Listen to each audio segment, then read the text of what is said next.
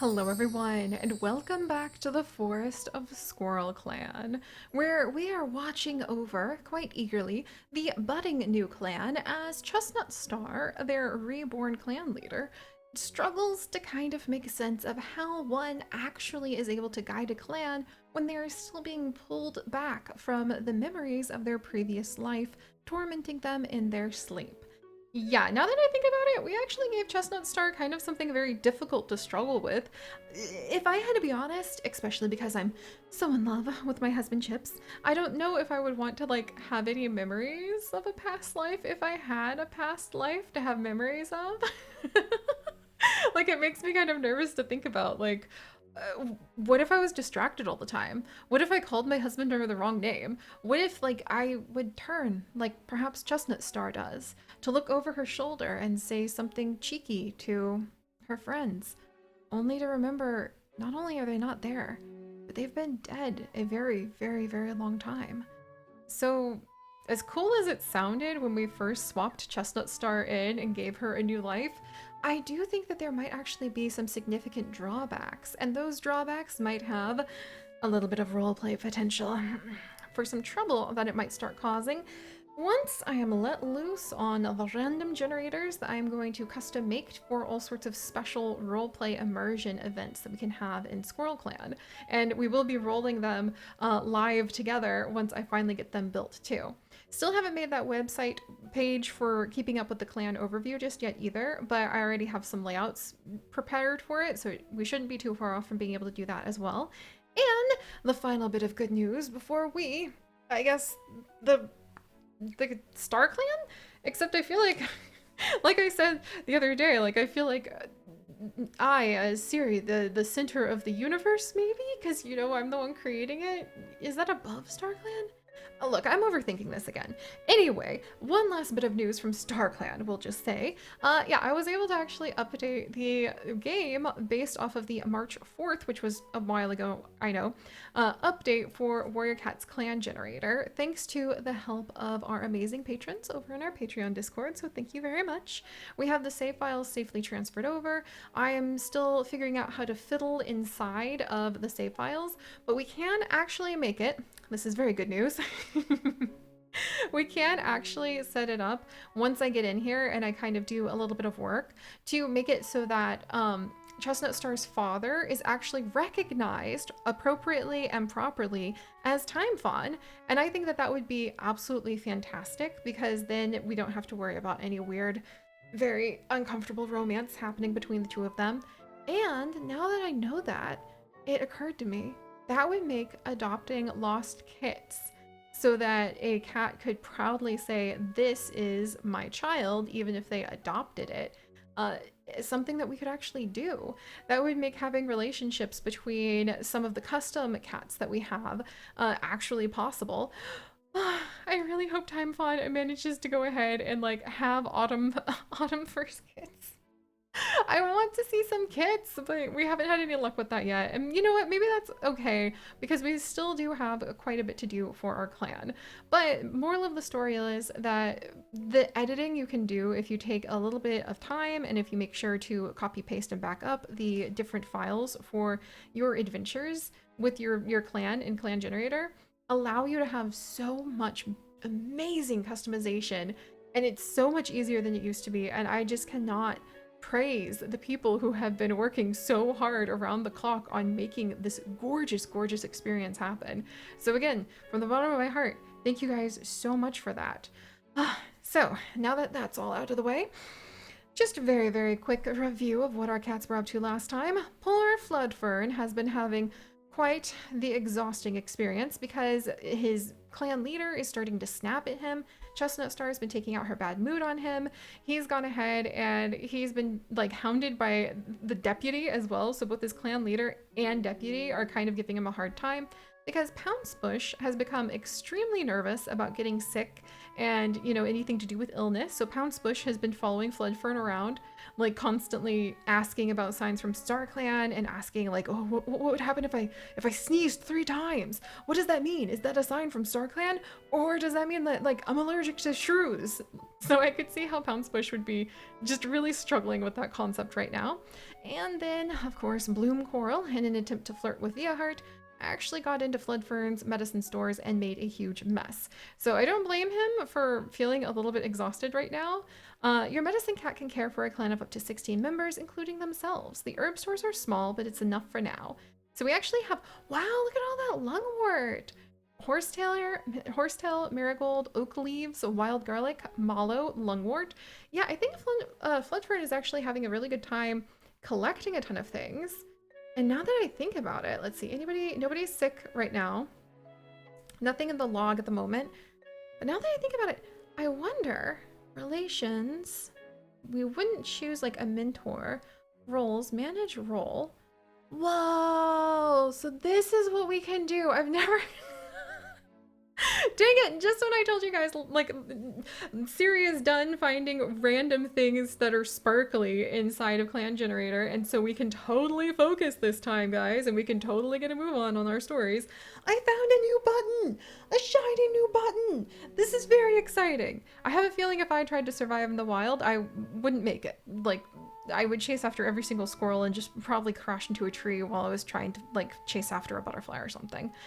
In any case, so Floodfern is a medicine cat, and medicine cats are the healers of the clan. They treat injuries and illnesses with herbal remedies. Unlike warriors, medicine cats are not expected to hunt and fight for the clan. In addition to their healing duties, medicine cats also have a special connection to StarClan. Every half moon, they travel to their clan's holy place to commune with StarClan, which is really cool. I would love to be able to maybe do something like kind of creative, I suppose. With being able to do like the StarClan events, but I hear that there's actually a ton of random events we haven't bumped into just yet, so I'm looking forward to that. And if it comes to manage roles, I was actually thinking, I wonder if Floodfern could use a medicine cat apprentice. Viaheart is eavesdropping on Chestnut Star. Oh, well, Chestnut Star, guys, has been having a weird day today because she thinks she could take on a fox solo. And I'm going to say that's because she has a lot of like pent up frustration and confusion about, her place in the world. What is life like? What is going on? Like, why does she have these dreams? Like, why can she not just get more experience and guide her? Like, will she be able to guide her clan? Because as I said, no, there we go. We are, as the clan ages past a year, going to start using those random generators. That might actually be when I also introduce the idea of Squirrel Clan's forest growing or shrinking based off of the strength of the clan, based off of maybe fulfilling a like clan objective that the whole group has to make happen. Like chase a fox away or something before the end of a season, or the forest might shrink, and maybe the smaller the forest gets, the more bad events that could happen in our random generator, and the bigger we're able to build the forest, then the more like good events that might happen for Squirrel Clan. Like those are the kinds of things that I want to introduce with the random generators, which will be just so dynamic and fun and add so much to the immersive roleplay. So Viaheart, I feel like Viaheart just is, Viaheart's still trying to get used to everything here. They are trying to understand what everything is like in this clan. How does everyone interact? Viaheart's only had a chance to meet a few of the people. Oh, slight dislike of Chestnut Star. I wonder... Viaheart is the strict... Oh, Viaheart's the strict one, that's right. But I wonder if Viaheart is just thinking that maybe Chestnut Star doesn't seem like she has enough control of the clan. She doesn't seem like she's really living up to the image of a leader that Viaheart thinks they should be. So, like, what a leader should be. So, maybe I need to have these two, like, hang out together so they don't, like, claw each other apart. Or I wonder if Viaheart is starting to go, wait a moment, I wonder, what would it be like to be the leader of the clan? Viaheart, like, we don't know a lot about you just yet, so that's going to be kind of interesting to see. What are all of the other cats doing before we go ahead and change to the next moon? Wait, have we done our patrols yet? Ah, gosh darn it, we haven't done patrols. Okay, well, let's go ahead and see what's up. So Chestnut Star, she's really feeling frustrated, so I could see her going on a patrol along the border, maybe just by herself or with her apprentice. Pouncebush is feeling underappreciated. Oh no.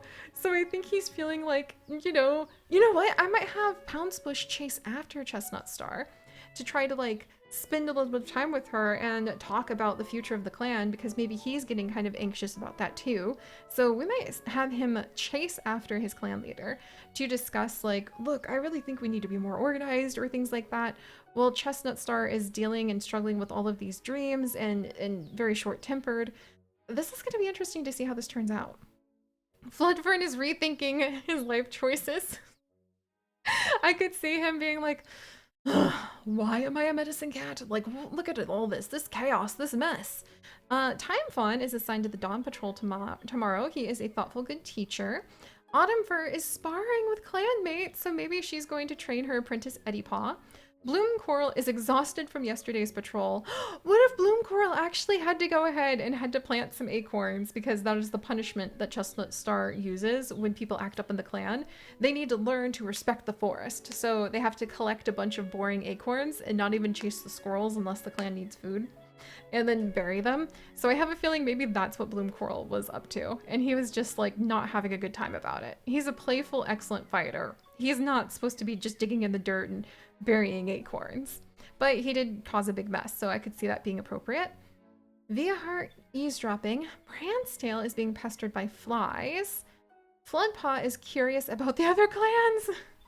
Well, he is at that age. I think he's actually about to become a warrior. Boy, I hope that doesn't mean he's going to try to leave or something because he feels underappreciated. And Eddie Paw is dreading their apprentice duties. Oh my gosh, that's hilarious. And Tangle Spring is enjoying the warm sun in the camp clearing. Well, Eddie Paw, why would you be dreading your apprentice duties? Maybe... I wonder if Eddie Paw... We might say that Eddie Paw is actually going to have to train with Floodpaw, Autumn Fur, and Time Fawn. Yeah, I think I might have them all hang out together because Chestnut Star is just not in the mood to hear about this fight between the two apprentices.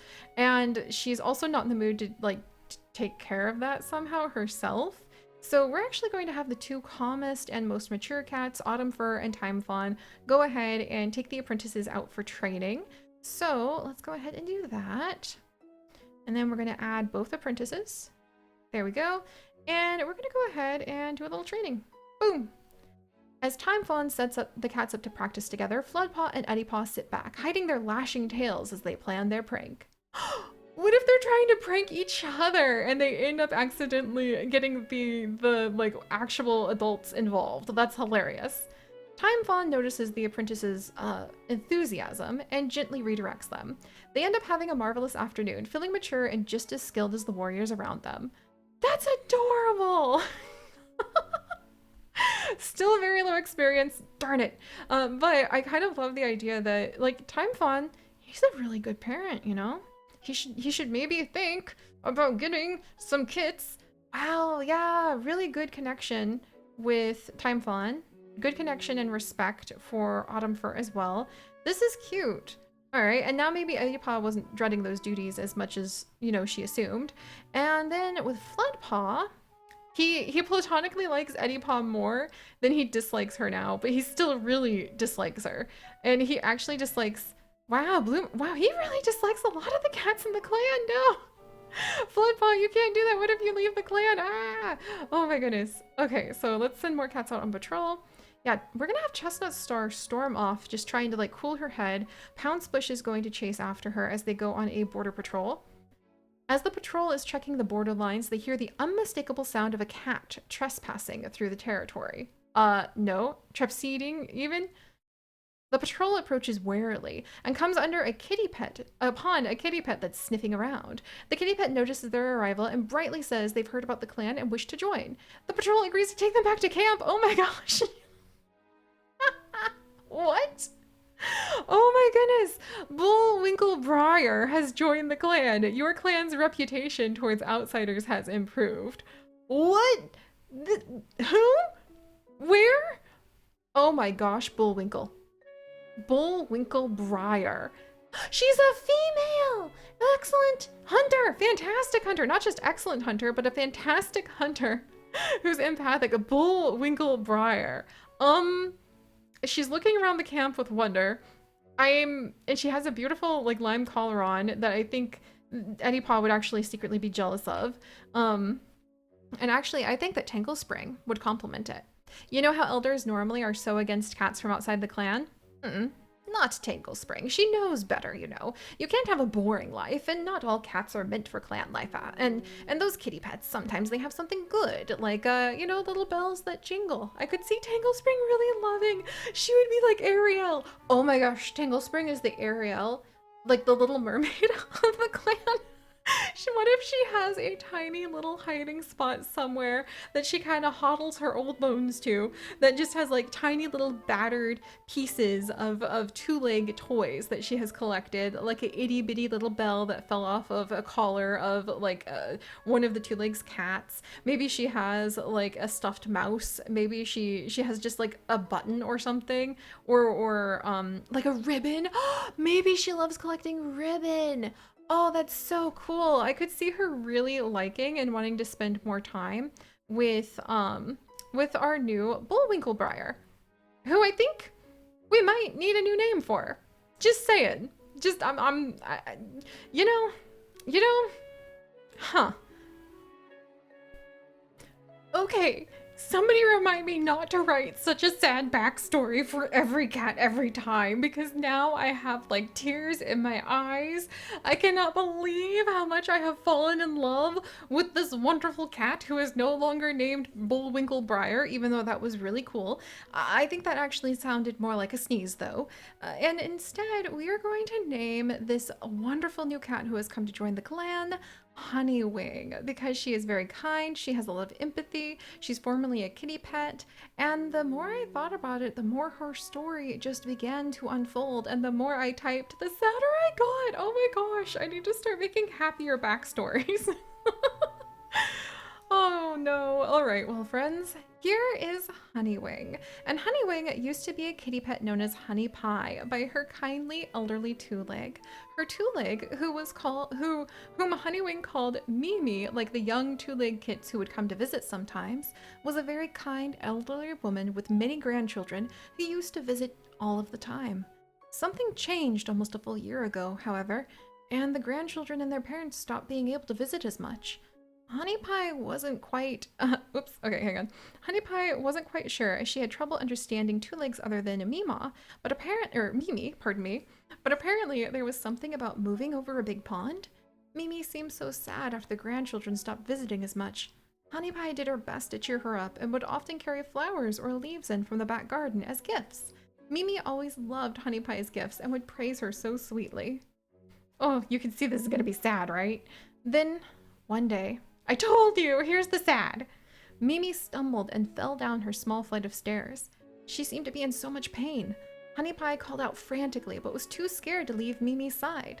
Then a terribly loud two-legged monster with flashing lights appeared in front of their house, and a group of loud, strange-smelling two-legs pushed their way into the home and took Mimi away. At first, Honey Pie was going to hide, but she couldn't leave Mimi to the mercy of strangers. But when Honey Pie ran outside after them and tried to follow the loud monster, she couldn't keep up no matter how hard she ran. By the time Honey Pie realized she would never catch up, she had gotten lost in the twisting streets, and I decided, yes, she does know the word street, of the Two Legs Nest. It took her nearly 2 moons to get back to their house, but when she did, she found it completely empty of all Mimi's things and locked up tight. Lost and confused, Honeywing wandered the edges of the two-leg territory and the forest that had backed up to Mimi's house before one day stumbling upon Chestnut Star and Pouncebush patrolling the Squirrel Clan territory. And there you have it, friends. So yes, that is that is Honeywing's backstory, and she's very, very sweet. And don't worry, actually, Mimi just kind of like broke her leg, and then her kids decided that, you know what, we should probably have mom move in with us after all. And they moved like back to England, and Honeywing was supposed to go with them, but she didn't end up. No, actually, let's say they moved back to France. Just, we're gonna vary it up a little bit. But Honeywing was supposed to go with them, but because she had left and because it was an international like move so that they could like have their elderly grandma like live with them, they weren't able to wait for Honey Pie to come back. And Honey Pie decided to become Honey Wing by going ahead and embracing the clan names and clan style names as a way of embracing a new life, even though she still really deeply misses Mimi and so doesn't want to get rid of her collar. And we're going to say that she saw a butterfly fluttering overhead and asked Chestnut Star if she could be called Honeywing. And I think Chestnut Star may have sighed and rolled her eyes a little bit because that sounds like an extremely like an extremely soft, overly sweet name. Bah. But Chestnut Star would have let it happen. And I do think that actually Tangle Spring is a little envious of Honeywing's Honeywing's collar. Oh, that's so fun. I love that we have another member of the clan now. Gosh, can she go out? She can go out on patrol right away. Oh, my friends. Do you remember who our lovesick cat is? I think that Bloom Coral is absolutely going to go ahead and he is going to introduce himself to Honeywing and go on a hunting patrol with her.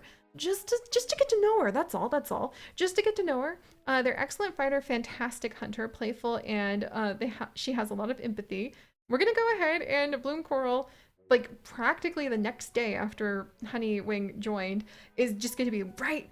He's gonna be up early. He's gonna have been like frantically grooming every inch of his body, like fluffing and refluffing his tail, and then wondering if it was too fluffy, and then smushing it down, and then getting dirt in it, and then having to fluff it again. Yeah, I could see. I could totally see him trying really hard to make a good impression because he's really lovesick. So let's go on a hunting patrol. As Honeywing tears through the forest with Bloom Coral stretching their legs on a run, they spot movement out of the corner of their eye. She's a very good hunter, so with a huge leap, Honeywing darts sideways and pulls a blackbird out of the air. Bloom Coral trots over to congratulate them on the fantastic catch, purring. Oh boy, that's what I wanted to know. Like, does that start a fairly good relationship? A little romantic, like straight off the bat. Oh, you lucky duck. I lucky duck you. All right, let's see. What does he think of her? Look at that, romantic, like just straight off the bat. I can't believe it. Like those two immediately clicked. Bloom Coral, you lucky duck. All right, and then finally, I actually think that Viaheart, even though Viaheart is a fantastic hunter, actually might have a really good time hanging out with Floodfern. And Prancetail is adventurous, excellent speaker. But you know, Viaheart hasn't had a chance to meet a lot of the other cats. Does Viaheart know Floodfern? I think, yeah, Viaheart knows Floodfern. So we're gonna go ahead and we're gonna actually introduce Viaheart to more members of the clan by saying that Prancetail, who is like trying to get the fleas out of her pelt, which I think is hilarious.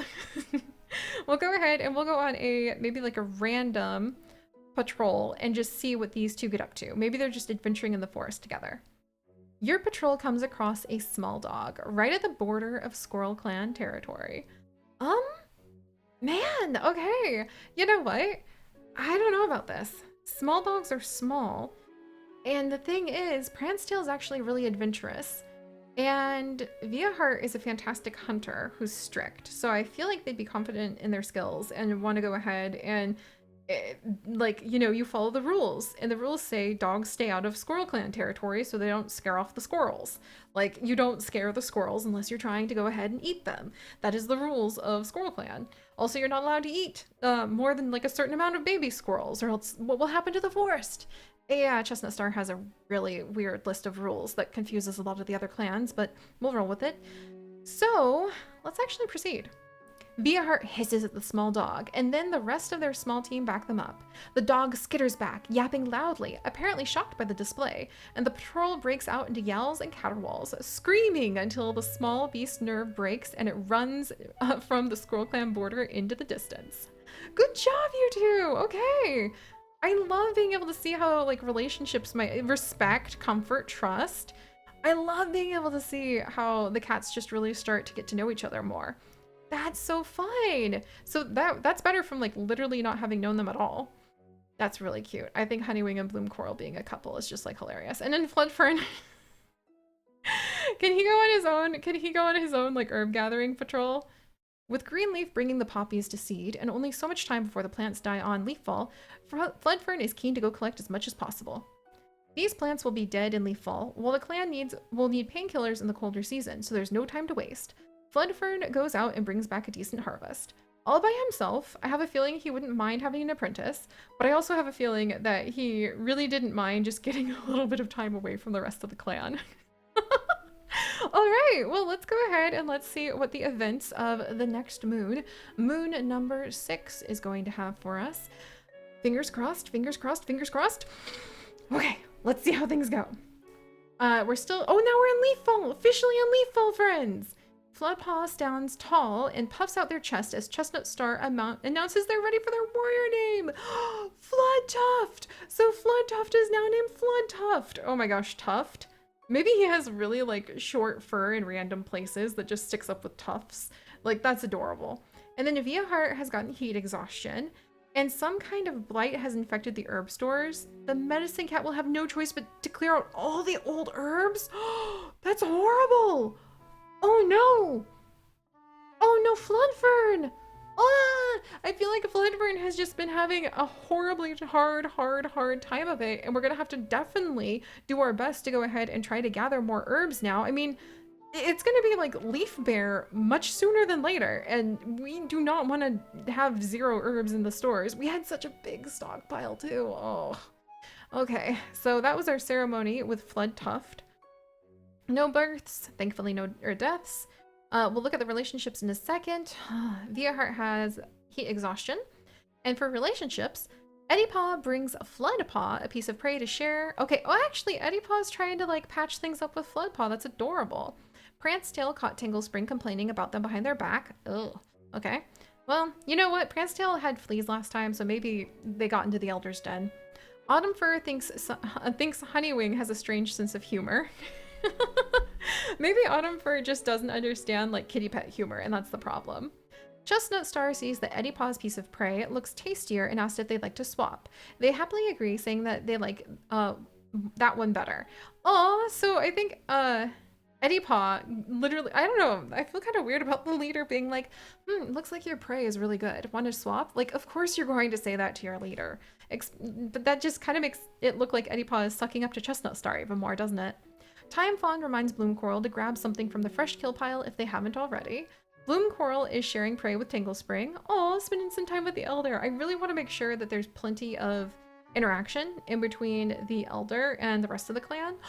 I forgot I could do mediators now. I did set something that like allows cats to be mediators, which I'm not exactly sure what that means, but we're gonna go look at that in just a second here. Bloodtuff feels like they'll never accomplish as much as Tanglespring. Maybe Bloodtuff feels like even the elders of his clan don't respect him. Pouncebush basks in the sun with Honeywing. Could Pouncebush the deputy possibly be like trying to move in and maybe like flirt with Honeywing too? That could be really interesting, but he has a huge crush on Prancetail. Like, actually, he really likes Prancetail, so never mind.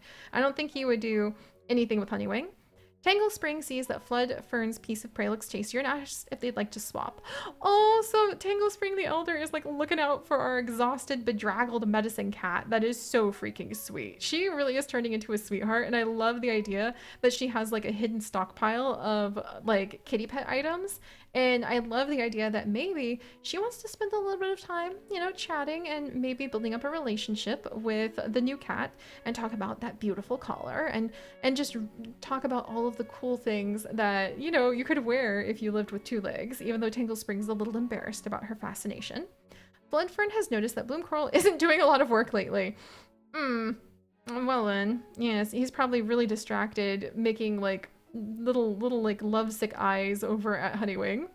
Via Heart appreciates Chestnut Star telling him that they had a feather stuck to their face, and Honeywing complains about something Tanglespring did. Maybe Tanglespring accidentally insulted her, since she's like an elder and a kitty pet. Maybe they're still trying to figure out like how to get along together. Look at this! Oh my goodness! It's really leaf fall. Wow! Okay, well, let's go ahead and we're actually going to finish off today. Tanglespring had a nightmare involving a rushing river nearby. No, Tanglespring, you're gonna be okay. But let's actually see what the mediator role can do. Tangle Spring is an elder. They have spent many moons serving their clan and have earned many moons of rest. Elders are essential to passing down the oral tradition of the clan. Sometimes cats may retire due to disability or injury. Whatever the circumstance of their retirement, elders are held in high esteem in the clan and always eat before warriors and medicine cats. So if we make her a mediator, then Tangle Spring is a mediator. Mediators are not typically required to hunt or fight for the clan. Rather, mediators are charged with handling disagreements between clanmates and disputes between clans. Some mediators train as apprentices to serve their clan, while others may choose to become mediators later in life. Interesting. Whoa. What does this button do? You guys! Okay, I gotta stop pushing buttons. We've got way too many cool things to like take a little peek at next time, including how the cats are currently doing and if we can finally build up any of this romance. Okay, I'm really starting to get it now. I'm sure there's not too many weird buttons to push anymore, right? Right? But all right, guys, thank you so much for joining me. I'm going to just very quickly...